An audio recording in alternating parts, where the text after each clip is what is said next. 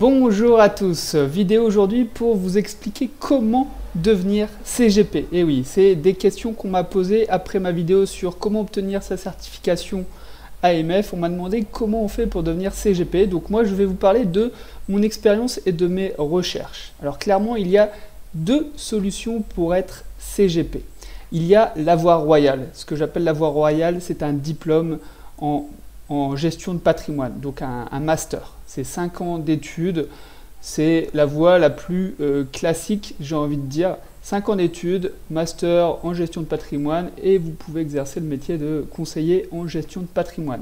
Et puis, il y a l'autre voie sur laquelle je suis parti et dont je vais parler, et qui, je pense, vont concerner énormément de personnes qui vont regarder cette vidéo. C'est la voie, en fait, de formation. Donc formation, on va parler de formation de livret, CIF, donc conseiller en investissement financier, formation livret IAS, courtier en assurance et formation livret IOBSP pour la formation en courtier d'assurance de crédit. Voilà. Dans tous les cas, si vous voulez devenir CGP, il va falloir respecter certaines obligations. Donc, je vais vous mettre les liens dans la description de cette vidéo. Hein. C'est directement l'AMF qui... c'est un article de l'AMF. Donc, il va falloir souscrire à une assurance responsabilité civile, par exemple. Il va falloir adhérer à une association professionnelle. Donc, il n'y a que 4 associations professionnelles pour les CGP, ou plutôt je devrais dire les CIF en fait. Hein. CGP, conseiller en gestion de patrimoine, n'est pas réglementé. Tout le monde peut se dire CGP. Par contre, CIF, conseiller en investissement financier, c'est le vrai terme. C'est le terme que vous pouvez utiliser une fois avoir passé votre master ou avoir passé les différentes formations livrées. Donc, adhérer à une association professionnelle, il y en a 4. ANACOFI, CIF, CNCGP, CNCEF Patrimoine ou la compagnie des CGPI CIF. Tout ça, vous les retrouverez sur Internet et il y a également un lien directement sur l'article de l'AMF. Ensuite, il va falloir être immatriculé auprès de l'ORIAS et c'est justement grâce à cette formation CIF que vous allez pouvoir devenir vous immatriculer auprès de l'ORIAS en tant que CIF. Et puis, on a aussi s'acquitter d'une contribution annuelle de 450 € quand même. Et également faire un contrôle continu pour garder notre statut de CIF. En fait, on aura plusieurs heures de formation dans différents domaines. Il me semble que c'est environ une trentaine d'heures en tout à passer dans l'année. Tout ça se fait aussi à distance, il n'y a pas de souci. Donc moi je vais vous parler de la formation obligatoire en fait. Hein. J'ai parlé de IAS et IOBSP, mais celles-ci elles ne sont pas obligatoires. La véritable formation obligatoire c'est le livret CIF. On va voir comment ça se détaille, comment ça marche, qu'est-ce que c'est. Donc il y a plusieurs organismes en fait qui proposent cette formation 100% à distance. C'est la même formation dans tous les organismes parce qu'elle doit respecter en fait des catégories bien précises. Hein. Le programme est bien précis, on a les mêmes modules partout. Donc c'est une formation de 150 heures et il faut compter environ 1000 € pour l'obtenir, cette formation. Moi je suis passé par un autre organisme, là je vous ai montré Juriscampus, qui ont des tarifs un peu élevés à mon goût. Je suis passé par un autre organisme, Orica. Juste, je vous montre à quoi ça ressemble en fait quand on s'inscrit et présentation de notre espace client. On a les différents modules, on a l'introduction, on a à chaque fois des quiz, des QCM pour passer en fait au module d'après, mais pas d'inquiétude, hein, pas d'inquiétude. Il n'y a aucune difficulté dans le sens où vous pouvez rejouer les quiz à l'infini. Et pareil pour l'examen final, hein, j'en ai pas parlé, mais l'examen final, ce n'est pas un examen en fait. C'est juste un QCM que vous pouvez rejouer autant de fois que vous voulez, jusqu'à avoir un minimum de 80 ou 50% de bonnes réponses, je ne sais même plus. Donc c'est pas la difficulté, il n'y a pas de difficulté en fait dans ces formations CIF, IAS, IOBSP, hein, ça va être toujours le même principe. Donc voilà un peu à quoi ça ressemble. on a les différents modules. Donc si je clique dessus, on va avoir les différents slides. Hop. Alors ça va dépendre des plateformes de formation, hein. Il y en a qui vont être plus ou moins ergonomiques. Il y en a qui vont vous demander de respecter en fait les 150 heures de formation. Il y en a d'autres non, c'est-à-dire que vous faites tous les modules de la formation, vous faites l'examen et même si vous avez mis que 50 heures, et ben concrètement ils vous font passer, ils vous donnent la certification sans avoir passé les 150 heures. Là je suis en train de passer la certification IAS et pour le coup on me demande de vraiment passer 150 heures sur les modules. Donc clairement mon navigateur tourne avec la page.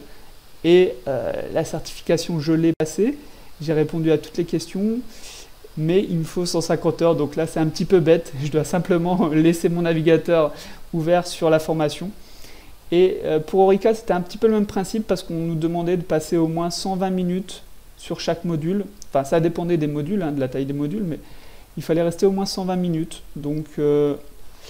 alors que concrètement, regardez les slides et quand on est passionné par la finance comme moi, je mettais 4 fois moins de temps hein, pour consulter les slides et prendre des notes parce que la plupart des choses sont, je les connaissais. Enfin, je dis ça, mais en même temps, j'ai appris des choses. Hein. Je veux pas, ne me faites pas dire le contraire, ne me faites pas dire que ça ne sert à rien. C'est utile quand même, hein, cette formation. J'ai appris des choses, même moi, à mon niveau. Donc on apprend toujours des choses, surtout sur l'aspect réglementaire. Et la formation CIF prépare très bien à l'examen, à la certification AMF. Ah oui, parce que je ne l'ai pas dit. Vous avez beau obtenir cette formation CIF, il va falloir passer l'examen de la certification AMF. Que vous ayez un master de droit ou que vous passiez par ce type de formation. Donc tout se fait à distance, c'est des QCM. Voilà. Je vais vous montrer maintenant la formation IAS, donc courtier en assurance. Le CIF peut en avoir besoin surtout pour conseiller des contrats d'assurance vie et des contrats de capitalisation.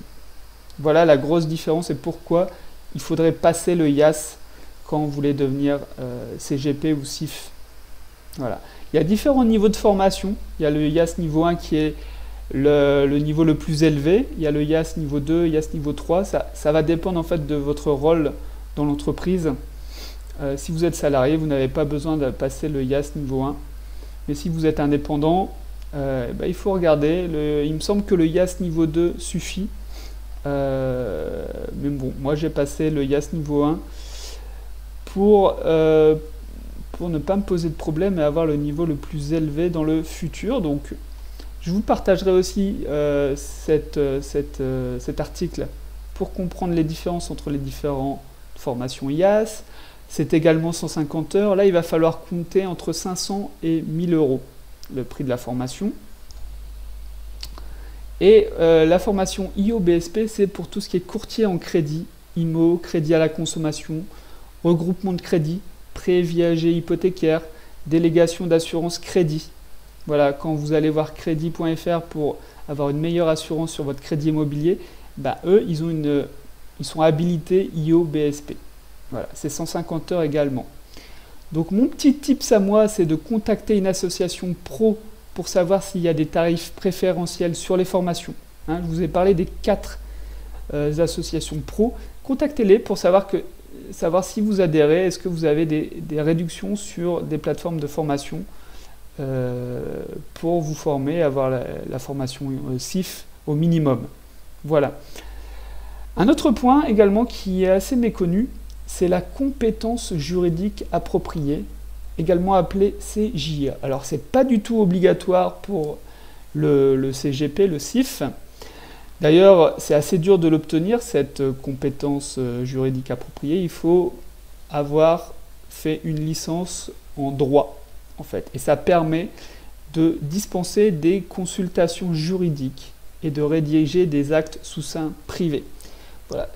Je vous conseille de lire l'article que je vais vous partager, il va présenter un peu mieux cette corde à votre arc, j'ai envie de dire, que vous pouvez ajouter si vous le pouvez. Si vous le pouvez, je vous conseille de le prendre, mais l'obtention, comme je vous ai dit, est assez difficile. Il faut une licence de droit. Donc moi, personnellement, je ne vais pas m'amuser à repasser une licence de droit pour avoir cette compétence juridique. Sachez que c'est plutôt les avocats ou les experts comptables qui, eux, dans leur formation, leur diplôme, peuvent avoir cette compétence juridique appropriée. Voilà. Après, ce que je voulais vous dire aussi, c'est quel est le rôle en fait du CIF? Pourquoi on a divisé en 3 formations, CIF, IAS, IO, BSP? Parce que ça va donner différents droits de conseil. Le CIF, lui, il pourra vous conseiller en investissement de type action, obligation, action de SICAV ou part de FCP, instruments financiers à terme et autres instruments financiers. D'accord ? Le conseil sur la réalisation de services d'investissement, par exemple, je vais pouvoir réceptionner et transmettre vos ordres à votre place, mais je ne pourrai pas faire de gestion de portefeuille à votre place. Donc, jamais un CIF vous enverrez directement de l'argent. Il ne pourra pas gérer votre portefeuille à votre place. Ça, c'est le rôle des SGP, Sociétés de gestion de patrimoine. Le CIF a également des obligations, c'est un métier aussi réglementé, très réglementé, dès qu'on touche à de l'argent. Tout ça, je vous le partagerai dans les liens en description de cette vidéo. Je voulais faire une vidéo assez courte pour que vous compreniez clairement comment faire pour devenir CGP, CIF, concrètement. Voilà, j'espère avoir répondu à votre question. N'oubliez pas que si vous avez des questions sur votre patrimoine et que vous voulez que j'analyse votre patrimoine ou vos choix d'investissement ou d'autres questions liées à votre patrimoine, n'hésitez pas à me faire parvenir vos questions à nathan@investirpourreussir.fr. Je vous remercie et je vous dis à la prochaine.